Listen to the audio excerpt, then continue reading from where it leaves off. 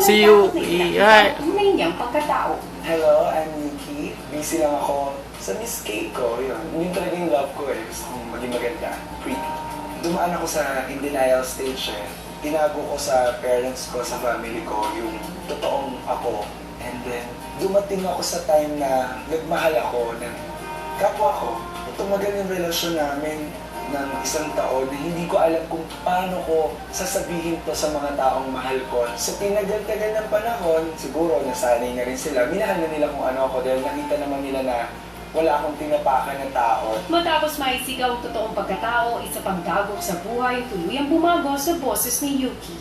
Nawalan ako ng boses kasi after kong sumali sa isang contest, na-depress ako dahil natalo ako. Nagkaroon ako ng banda para ma-release ko yung pain. Dumating yung time na siguro na-influensyahan nila ako na itry itong isang bagay na hindi ko man gusto, pero dahil baka sabihan ka nila, ay, KJ naman ni Becky, ba't ayaw itry ito? So ako naman, hindi ko naman alam na mahuhook ako dito sa drugs. Dumating yung time na talagang nahook na ako, and then tinanong ko na yung sarili ko sa salamin na parang, bakla ka na nga, may bisyo ka pa.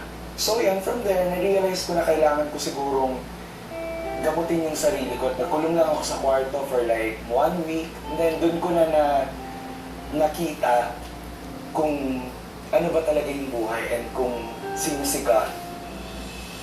Feeling ko yung nangyaring pagkasira ng boses ko is something na mas magandang pangyayari dahil nagkaroon ako ng sarili kong style na hindi sa lahat ng singers or ng artist maririnig nila. Yung dad ko is pure Japanese and I was born there and grew up here. Dito ako lumaki sa Philippines. Asan si Daddy? Si Daddy actually wala na kaming communication. It's been 12 years.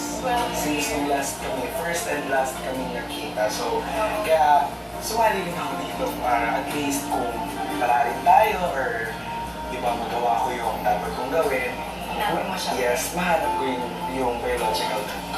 Sa pagsali ni Yuki sa The Voice, handa siyang patunayan na kaya niyang magtagumpay in the man's world.